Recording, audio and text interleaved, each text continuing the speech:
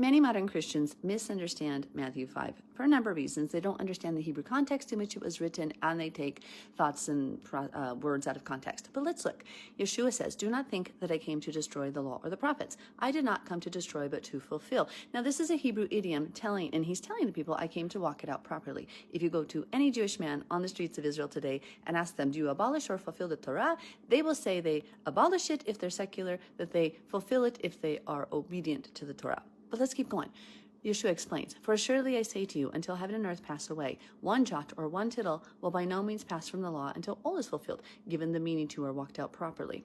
Whoever therefore breaks one of the least of these commandments and teaches men so shall be called least in the kingdom of heaven. But whoever does and teaches them, he shall be great in the kingdom of heaven." Notice he doesn't say if you teach the law, you're a Judaizer. If you teach the law, you in bondage prison, or people to prison, you're putting them in bondage. It doesn't say any of that. He says, actually, you're good if you obey the Torah. Now, I want to point out something here. Heaven and earth have not passed away. We have a lot of prophecies of Yeshua's second coming to still be walked out properly. He has an appointed time to return on the Feast of Trumpets. He has an appointed time to judge the world on Yom Kippur.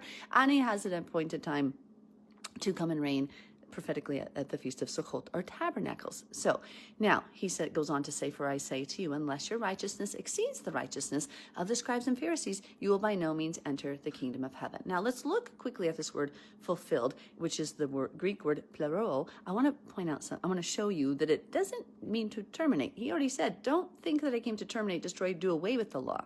Let's look at some more proof. In Matthew 5, we also here's the word in Matthew 5 that we see. And then in Matthew 3, we also see these words. "But Yeshua answered and said to him," now this is him coming to John the Immerser, Yochanan the Immerser, saying, "Will you baptize me?" And John's like, "Oh, no, you need to baptize me." And Yeshua says, "Permit it to be so now, for thus it is fitting for us to fulfill all righteousness." Then he allowed it. So did that mean we don't get baptized anymore because Yeshua fulfilled it? Does that mean that all righteousness is done away with because Yeshua fulfilled it? No. And let's look at the meaning of that word.